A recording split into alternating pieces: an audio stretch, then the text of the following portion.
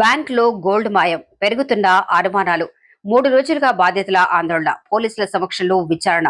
Bank of బరోడాలో gold మాయం ఘటన రోజురోజుకు మరింత వివాదాస్పదంగా మారుతోంది.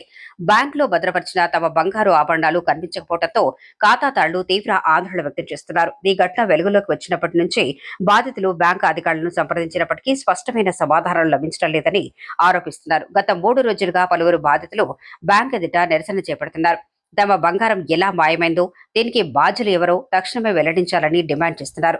కొందరు ఖాతాదారులు బ్యాంకు భద్రతా వ్యవహారాలపై కూడా ప్రశ్నలు లేవనెత్తుతున్నారు. విలువైన ఆభరణాలు బ్యాంకు లాకర్లో లేదా గోల్డ్ లోన్ కు సంబంధించిన నిల్వల్లో ఉండగా అవి ఎలా అదృశ్యమయ్యాయనే విషయంపై స్పష్టత లేకపోవడం అనుమానాలకు తావిస్తోంది.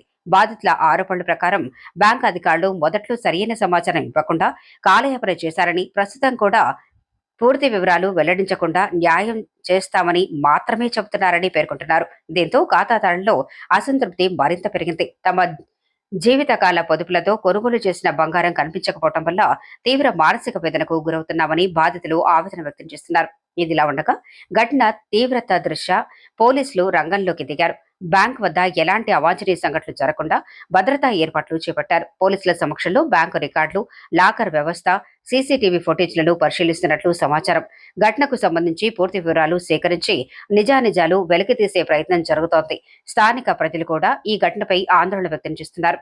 బ్యాంకులపై ప్రజలకు ఉన్న నమ్మకాన్ని ఇలాంటి సంఘటనలు దెబ్బతీస్తాయని, దర్యాప్తును పారదర్శకంగా నిర్వహించి బాధితులకు త్వరితగతిన న్యాయం చేయాలని కోరుతున్నారు.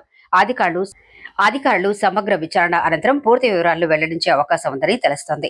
బాధితుల ప్రధాన డిమాండ్లు: మాయమైన బంగారం ఆచూకీ తక్షణమే వెల్లడించాలి, ఘటనపై స్వతంత్ర విచారణ చేపట్టాలి, బాధ్యులపై కఠిన చర్యలు తీసుకోవాలి, బాధితులకు పూర్తి న్యాయం చేసి నష్టపరిహారం అందించాలి. ప్రస్తుతం ఈ ఘటన స్థానికంగా తీవ్ర చర్చనీయాంశంగా మారగా విచారణ ఫలితాలపై బాధితులు, ప్రజలు ఆసక్తిగా ఎదురుచూస్తున్నారు.